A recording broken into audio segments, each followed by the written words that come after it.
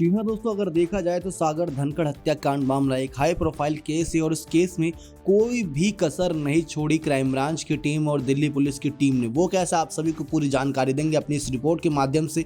लेकिन वीडियो को अंत तक देखिएगा और साथ ही साथ चैनल पर नए हैं, सब्सक्राइब नहीं किया और चैनल सब्सक्राइब कर नोटिफिकेशन बेल आइकन भी दबा दीजिएगा ताकि आपको हर लेटेस्ट अपडेट प्रोवाइड होती रहे। और साथ ही साथ दोस्तों, वर्ल्ड टेस्ट चैंपियनशिप फाइनल बहुत नज़दीक है।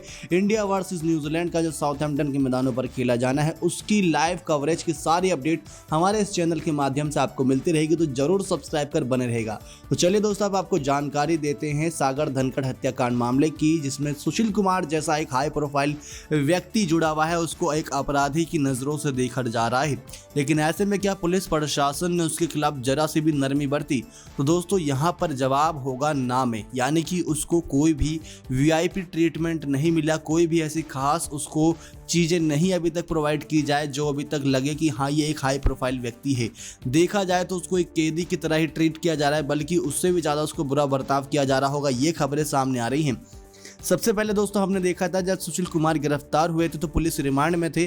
पुलिस रिमांड में उसने बिल्कुल भी सच्चाई का पर्दाफाश नहीं होने दिया कि उस रात का सच क्या है, क्योंकि सुशील लगातार इसी बयान पर अड़ा रहा कि उसने नहीं मारा, उसकी कोई गलती नहीं है, उसका करियर बर्बाद हो गया। वो रोता बिलखता और अलग अलग तरीक़ों से पुलिस के बयानों से बचता नजर आ रहा था। लेकिन उसके बाद दोस्तों, हमने देखा कि पुलिस रिमांड जब खत्म हो गई 6 दिनों की, फिर पुलिस रिमांड की ओर मांग कर दी पुलिस वालों ने।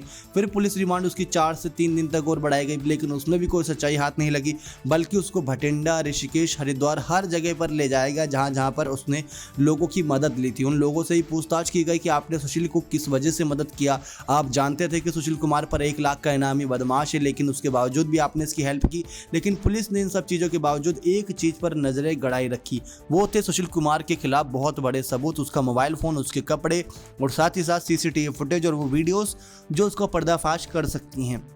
इन सब के दम पर दोस्तों, क्राइम ब्रांच की टीम ने अपनी जांच को जारी रखा, क्योंकि हर कोई जानता था कि सुशील कुमार जरूर कुछ ना कुछ नाटकीय ढंग से कहानी पेश करेगा और उसके वकील ने उसको कुछ ना कुछ अलग तरीके से एक कहानी बताई होगी। तो वो कहानी थी कि उस रात 2 गुटों के बीच झड़प हो रही थी, मैं तो सुलझा रहा था, ये एक दोस्तों बात बताई थी। लेकिन जब एक एक करके चश्मदीद गवाह पकड़े जाने लगे, यानी कि खुद सुशील कुमार के साथी पकड़े जाने लगे, तो सुशील कुमार की पोल खुलती नजर आई कि कैसे सुशील कुमार ने उस रात को इन सब साजिशों को अंजाम दिया था। लेकिन इसमें नाम किसका आया? सुशील कुमार का।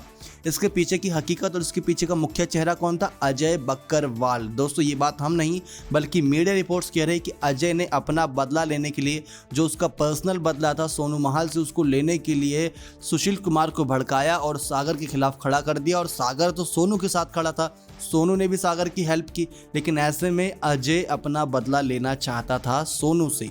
सोनू से बदला लेने के लिए अजय ने बड़ी चालाकी से सुशील को भड़काते हुए उसके खिलाफ खड़ा कर दिया और सुशील को अपनी बेइज्जती बर्दाश्त नहीं थी। और अजय उसको लगातार बातें यही बता रहा था कि किस प्रकार से सोनू उसको गालियाँ लगाता है, भाई उसके फ्लैट में कैसे अय्याशियाँ हो रही हैं। ये सारी बातें अब एक एक करके सामने आ रही हैं। तो इन सब बातों के सामने आने के बाद दोस्तों, कोई भी भड़क जाए जो इतना कह सकते हैं सम्मानित व्यक्ति है, तो ऐसे में सुशील कुमार का भड़कना भी लाजमी सी बात थी। अब उसने इसी भड़कावे में आकर बड़ा कदम तो उठा दिया, लेकिन वो मैनेज नहीं कर पाए। अब इन सब केसों में पूरी तरीके से फंस चुके हैं, क्योंकि लगातार गिरफ्तारियां होने के बावजूद हर कोई अगर थोड़ा थोड़ा भी खुलासा कर रहा है, तो थोड़े थोड़े खुलासे से, यानी बूंद बूंद से अब घड़ा भर रहा है, जिस घड़े के भरने के बाद उसको कोर्ट में पेश किया जाएगा। यानी कि वो सारे सबूत, वो सारे गवाह, वो रिकॉर्डिंग्स, वो वीडियोस कोर्ट में पेश की जाएगी। जब कोर्ट में पेश होगी तो असली खुलासा वहाँ पर होगा, क्योंकि अभी कई सारी बातें, कई सारे सबूतों को गुप्त रखा गया है ताकि मीडिया वालों के सामने ना आए। अगर आते हैं तो कई लोगों की जानों को खतरा हो सकता है। जैसे दोस्तों, हम देख सकते हैं कि सुशील कुमार के साथ साथ सुशील कुमार के उन दोस्तों को भी खतरा है और साथ ही साथ सोनू और अमित, रविंद्र भगत की जान को भी खतरा है, क्योंकि ये सब गवाही देने के लिए तैयार हैं। और ये गवाही देते हैं तो कहीं ना कहीं सुशील कुमार के इतने रसूखदार हैं, इसके पास पैसों की कोई कमी नहीं जो उसके एक फ़ोन कॉल्स पे या बिना कहीं उन लोगों की जान ले लें। ताकि वो गवाही ना दे सकें, और गवाही नहीं होगी तो कोई सज़ा भी नहीं होगी। सिंपल सी बात है, क्योंकि गवाहों और बयानों के मद्देनज़र ही कोर्ट अपना फैसला अधिकतर सुनाती है। सबूत भी ध्यान में रखे जाते हैं, लेकिन गवाहों की गवाही बहुत इंपॉर्टेंट होती है। और जिस प्रकार से सोनू महाल को किसी बात का डर नहीं, उसके पीछे का सबसे बड़ा रीज़न दोस्तों यही है कि वो काला जठड़ी गिरोह के साथ बहुत ज़्यादा एक्टिव है, और काला जठड़ी गैंग भी इस दिनों काफ़ी एक्टिव है सुशील कुमार से अपना बदला लेने के लिए, जिसकी वजह से ये बात सामने आ रही है कि सुशील कुमार कहीं ना कहीं पूरी तरीके से मुसीबत में फंस चुके हैं। उसके बाद दोस्तों आप देखिए कि क्राइम ब्रांच की टीम लगातार अपनी तफ्तीश को जारी रखी थी, और सबको ये उम्मीद नहीं थी कि सुशील कुमार के कपड़े और फ़ोन बरामद हो सकेंगे। लेकिन जब इस केस की 10वीं गिरफ्तारी हुई तो कोर्ट में जाकर सुशील कुमार के खिलाफ पुलिस रिमांड की मांग की गई थी, लेकिन पुलिस रिमांड की मांग को ठुकराते हुए उनको न्यायिक हिरासत में भेजने का फैसला लिया था कोर्ट ने, क्योंकि सुशील कुमार के वकील ने ये दलील दी थी कि अब पुलिस वालों के पास कोई और काम बचा नहीं है। वो लगातार बयानों को भड़का रही है और कोर्ट को भड़का रही है ताकि सुशील कुमार को पुलिस रिमांड में भेजा जाए, और पुलिस रिमांड में इनके पास पूछने के लिए कोई सवाल नहीं। पहले से ही 11-12 दिन तक इनको पुलिस रिमांड में रखा गया, लेकिन अभी तक कोई बात सामने नहीं आई। लेकिन कहीं ना कहीं क्राइम ब्रांच की टीम जानती थी कि सुशील अभी भी बड़ा सच छुपा रहा है, क्योंकि वो बाबा जिसके पास जाकर सुशील ने शरण ली थी वो सामने नहीं आए। सुशील कुमार का फ़ोन, कपड़े, CCTV, DVR डिलीट कर दिया गया था, वो भी अभी तक सामने नहीं आया। तो उन सब का सामने आना बहुत इंपॉर्टेंट था, लेकिन यहाँ पर क्राइम ब्रांच को निराशा हाथ लगी, क्योंकि अब सुशील कुमार न्यायिक हिरासत में भेज दिए गए, और सुशील तो राहत की सांस ले रहा होगा कि चलो बच गया, अब मेरे गैंगस्टर के साथ जितने भी ताल्लुकात हैं उनका खुलासा नहीं हो सकेगा। क्यों? क्योंकि मैं कुछ बताऊंगा नहीं और मेरा फ़ोन उनके हाथ लगेगा नहीं। शायद सुशील कुमार इसी वहम में थे, लेकिन पुलिस ने बड़ी चालाकी दिखाई, और जो 10वां शख्स अनिरुद्ध गिरफ्तार हुआ था उससे पूछताछ की, तो पूछताछ में कई बातें सामने आई। फिर पुलिस रिमांड की मांग की गई, तो कोर्ट ने उसकी 4 दिनों की पुलिस रिमांड की मंजूरी पेश की। फिर उसको जम्मू ले जाया गया, फिर जम्मू में जाकर सुशील कुमार का फ़ोन और कपड़े बरामद हुए। जी हाँ दोस्तों, अब उनको फॉरेंसिक जांच के लिए भेज दिया गया है। तो किस प्रकार से क्राइम ब्रांच की टीम ने कोई भी नरमी नहीं बरती यहाँ पर सुशील कुमार के खिलाफ, चाहे वो कितने ही अमीर और सम्मानित व्यक्ति हों, लेकिन कोई भी यहाँ पर भेदभाव नहीं हुआ। और जेल के अंदर भी अगर बात करें तो जेल के अंदर भी सुशील कुमार को एक कैदियों की तरह ही ट्रीट किया जा रहा है। वो कैसे, आपको बता दें कि सुशील कुमार को वही नाश्ते में चाय, मट्ठी और कुछ भी जो जेल के नियम के अनुसार चार्ट बना हुआ है कि कौन से दिन पर क्या मिलना है वो ही दिया जाता है। कोई स्पेशल डाइट नहीं है।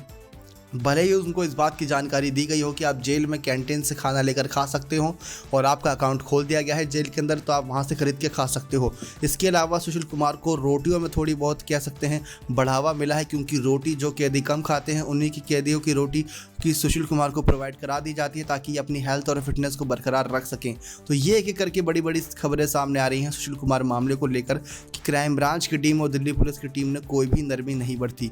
लेकिन अगर हत्याकांड वाली रात के दिन ही, रात को ही सुशील कुमार के खिलाफ बड़ी कार्रवाई होती, तो अब तक ये सब मामला कब का सुलट चुका होता और सागर को इंसाफ मिल चुका होता, क्योंकि उस रात छत्रसाल स्टेडियम में ही सोया हुआ था सुशील कुमार, तब दिल्ली से भागा नहीं था। और उसके अलावा सुशील कुमार सुबह भागा था, और उससे पहले तक वो दिल्ली के अंदर ही मौजूद था। सोनू का यही बयान था दोस्तों कि सुशील कुमार के खिलाफ उस दिन अगर ही कार्रवाई होती तो सुशील कुमार उसी ही दिन पकड़ा जाता, ना कि करीब 23 तारीख को। तो ये बहुत बड़ी वारदात थी दोस्तों, जिसको अंजाम देने में सुशील कुमार और उनके साथियों ने एक अलग ही रोल अदा किया था। लेकिन अब एक एक करके खुलासे हो रहे हैं और एक एक करके सारी बातें सामने आ रही हैं कि कैसे सुशील कुमार ने इन सब साजिशों में हाथ दिया था। लेकिन क्या सचमुच प्रॉपर्टी विवाद है, या यूक्रेन की वो लड़की का विवाद है, या फिर दोस्तों वो विजेंद्र जो अखाड़ा चलाते हैं कोच, उनका विवाद है? पुलिस और कोर्ट के सामने क्या सबूत रखती है दोस्तों, ये सच्चाई आनी बाकी है। यानी कि असली विवाद क्या है, असली एंगल क्या है इस मर्डर केस का। नेक्स्ट 9 स्पोर्ट्स की रिपोर्ट।